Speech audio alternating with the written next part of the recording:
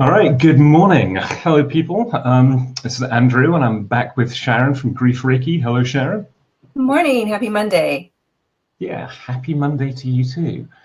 Um, yes, angels. We're going to be talking about angels today in the context of grief.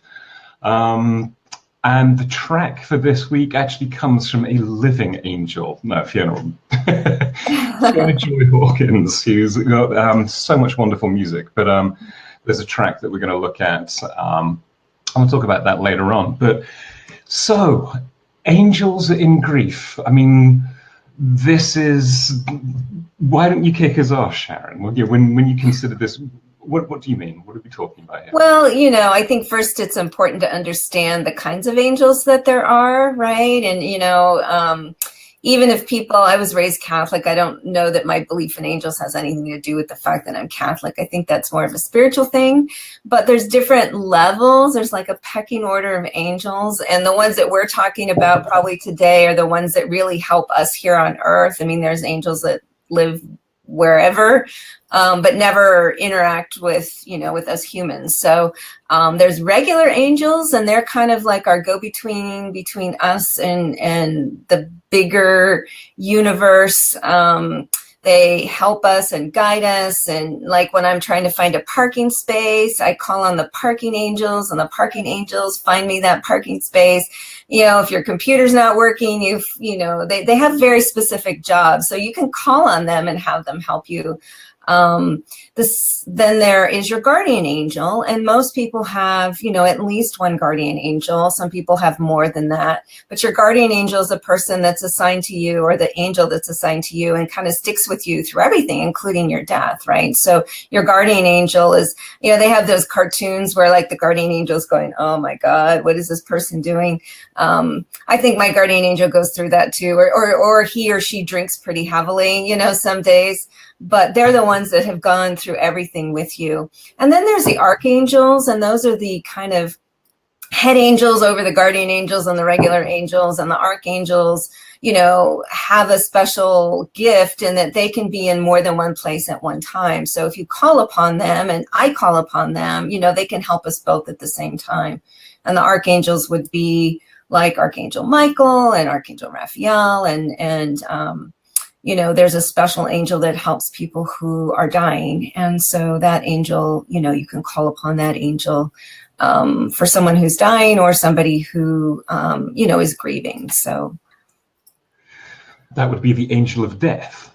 Well, it's Archangel Azrael. There is the angel of death, but Archangel Azrael helps people get through their death rather than and comforts people as they're going through, and helps them, move through that difficult time, as well as the family. Archangel Azrael helps the family grieve.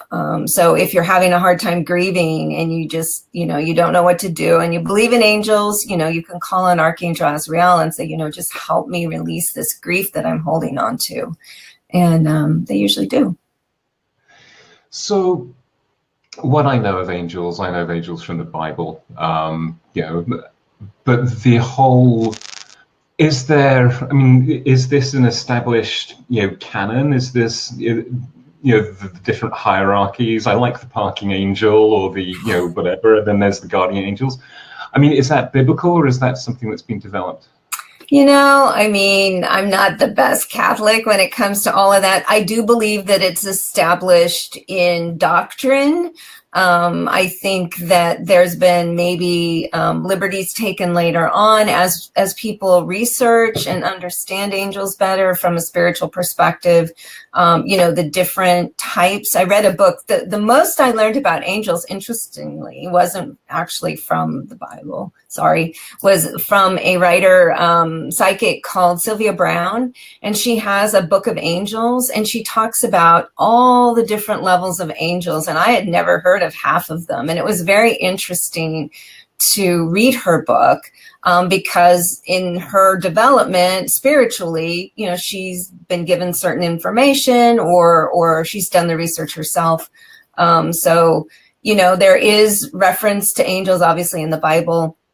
I'm not sure how specific they get into as far as the different levels, principalities and cherubs and, all of these things. I've had to look outside of that to get sort of more of a earthly description of, research and things that people have done. So there's tons of books on angels and the different kinds of angels, which I think is pretty cool. I think for me, it's, you either accept that there's something bigger out there or there isn't, and if you do, then there's loads of different ways that you can adopt to explain that. Religion and all the different kind of religions and how they deal with that idea. And for me, it's like, everybody's convinced that they're right, they've got the right one, and which has got to be wrong, hasn't it? I mean, right. So it means that it doesn't matter what you use, so long as it makes sense to you and you can adopt that construct. And I think the angel approach is a really nice way of looking at it. I mean, what is it about it that you like? Well, for me, it's hard to explain. I think growing up Catholic, for me, and this is going to sound weird, I apologize to the people that may not understand this, but I was always more comfortable working or praying to my angels because I felt like, God was like way up there. And so I don't know that, I don't know. There was just a comfort for me with angels. And I found when I was really having a hard time and I called out or I prayed or I meditated, whatever you wanted to call it, I always got some sort of response. And it was like, I kept thinking, well, that's kind of interesting. And so over time, I found that when I had a question, and, you could say it was God working through the angels, whatever. But for me, it was something that was more at a level that I could understand. And so I tended to research and find out a lot about angels because when I needed help or when I was at my lowest or when I was praying or when, I needed just some hope, that butterfly flies by or you find the little white feather and you're just like, oh, that had to have been my angel, right? And so for me, it was just easier because it was at a level that I could relate to. So I just figured my guardian angel was just like right here. So, hey, might as well talk to him because he's supposed to be helping me, right? So let's say somebody's listening and they're coming in an open mind. I mean, how would you, if you've never, used this construct, if you've never thought, I've got a guardian angel or there's the parking angel, how would you take this out for a spin? How would you try, what would you recommend somebody do to connect? Well, I'm going to refer some people to a really kind of cool website called angeltherapy.com. There's a woman that really did a lot of research back in the day named Doreen Virtue. She had been in a carjacking and, you hear these stories over and over and almost murdered, but was miraculously saw, that disembodied white light angel kind of thing come and sort of, rescue her in some ways and put her in a place of safety and, reading her story and reading other stories. I mean, there's story after story after story like that. She's kind of created this guide of, if you want to learn more about the angels, this is who they are. And these are the kinds of things that they can do. And here's some prayers and meditations that you can follow to help you. In the beginning, for me, again, because I like to write, I used to just write to my angel, dear angel, I'm having a crappy day today. Can you really help me? And just sort of put it in my journal. And, can you give me a sign that tomorrow's going to be a better day? And, all of a sudden, something that I would recognize, right? I need a sign that I can recognize, because if you give me a sign that I don't recognize, then it's not going to help. So, the things that I resonated with, like I would smell roses or I would see numbers or whatever it was. So I think it's just a simple, reaching out and saying, hey, I'm Sharon. I'm Andrew, I think you're there. I'm not sure. Can you give me a sign? Or I just want to talk to somebody. something very simple. It doesn't have to be setting up like I have a little, like people buy me angels all the time. So I have like this tons of angel statues and angel stuff everywhere. But, just starting small and having a conversation. I asked in the beginning, I asked my guardian, and this is years later, like as a kid, I'm sure I knew I had one. And then you get into college and you get into life and you kind of go about your business and all of that stuff not always, sticks with you. But I remember asking, what is my guardian angel's name? And the first thing that came into my head was Max. And I'm like, Max. Okay, well, all right, Max, nice to meet you. And that's kind of where I started. So I think just very simply having a conversation or writing something or asking for a sign, just talking to them is very, very soothing and helpful. And you find writing it down sets the intention? Yeah. I think for me, writing it down is always helpful. Otherwise, you forget or you keep it in your head, or some people maybe aren't comfortable, doing what we might call praying or meditating. But writing it down is very comfortable for them. I think you have to find what's comfortable for you and what resonates with you, and everybody's different in that sense. So going back to, bring it back into the grief aspect again. So, sorry, Azrael is there to help people through dying? Through the dying process, yeah. Through the dying process. Is there an angel that does help with grief? Actually, Archangel Azrael also helps people who are grieving, the family members and stuff.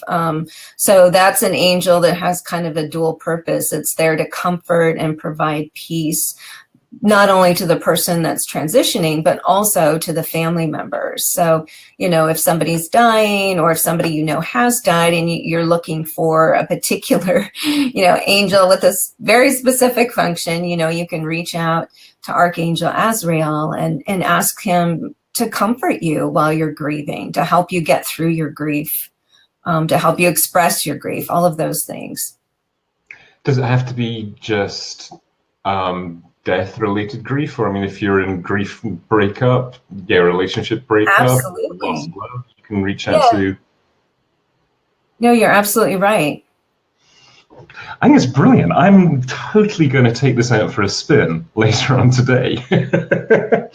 Because, it really is why not, isn't it? Nobody has the answer, even though there are people who are,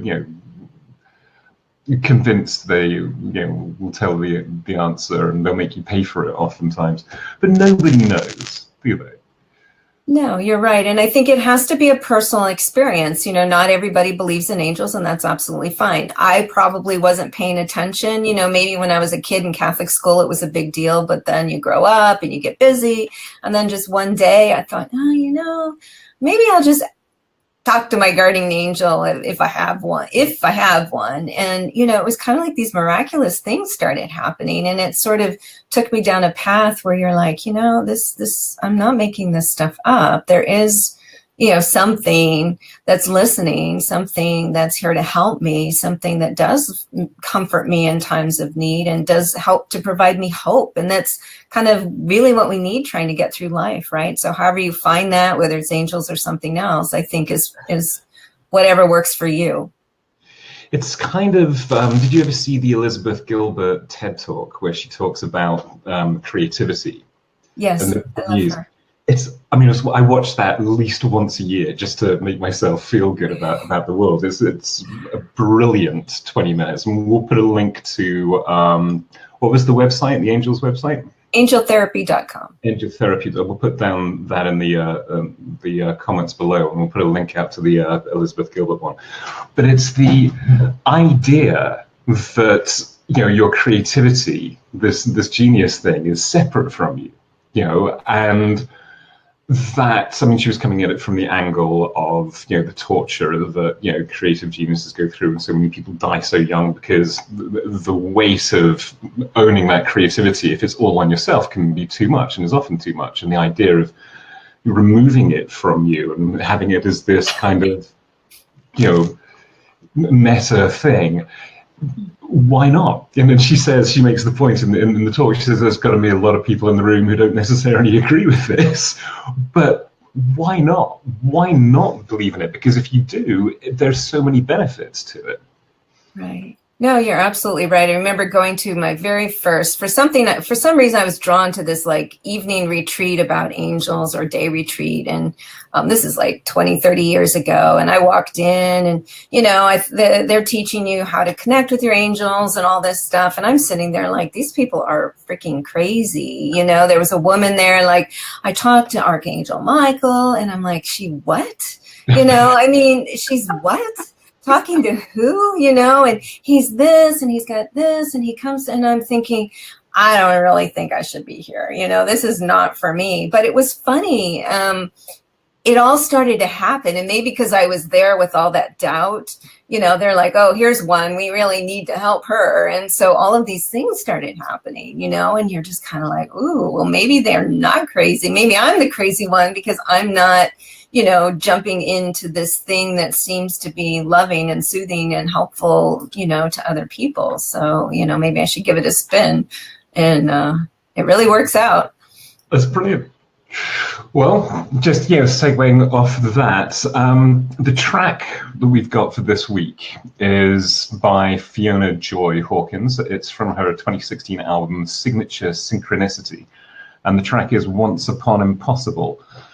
And it's pretty sad. This is a super, super sad one. I was chatting with Fiona last week as part of their promotional campaign for their new, she's in a new age supergroup called Flow with Jeff Foster on trumpet, Will Ackerman from Windham Hill on guitar and production, Lawrence Blatt on guitar, and Fiona on piano and voice. And the music's amazing. I highly recommend you check it out. But chatting with Fiona, I mean, I've known of Fiona for decades, going back, you know, to the beginning of this, you know, back in 2003, 2004. And she's a super pianist, super vocalist. But this song it's that classic, when you realize that you can't love somebody and you have to move on. And, you know, the chorus is, you made it impossible. I mean, that awful thing where the grief kicks in, you realize that even though you love that person, you're not going to be able to love them because it's just too toxic for you. I mean, that's a toughie, isn't it? Yes. Been there myself. That's the kind of thing that you might be asking Archangel Azrael for help with. Absolutely. Absolutely. I did all the time during that period. It's brilliant. Check it out. It's melancholic piano. It's got Fiona's stunning vocals over the top of it. The lyric is short and simple, but when it gets to that kind of realization, you don't need complex, do you? The truth is pretty bang in your face. Yep. Alrighty. Well, I'm going to go and I'm going to go connect with some angels today.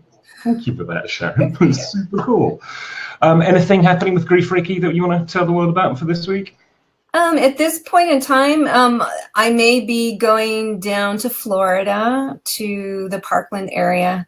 They're having a day of healing, so that may be pretty cool in May, just to kind of donate Reiki to the community. So that should be pretty powerful. So I'm looking forward to that. Oh, very cool. Alrighty. Well, we'll see you all next week, and have a great and groovy week.